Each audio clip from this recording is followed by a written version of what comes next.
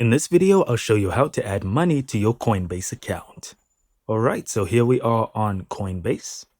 And what you want to do is you want to go over to the Assets tab, be on the Cash section, and then hit Deposit Cash.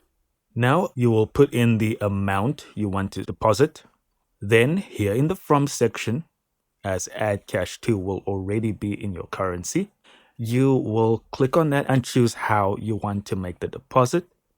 So here you'll see we're doing it from Chase Bank. And then you're going to click on Preview.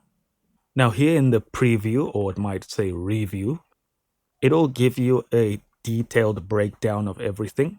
And there'll usually be fees involved depending on how you're doing the transfer from what payment method. And then you can just click on Add Cash Now. And that's really all there is to it. Again, different payment methods equal a different waiting times, different charges. So look into that. And that's all I've got for you guys today. Thank you so much for watching. Don't forget to hit like and subscribe, and I'll see you in the next one.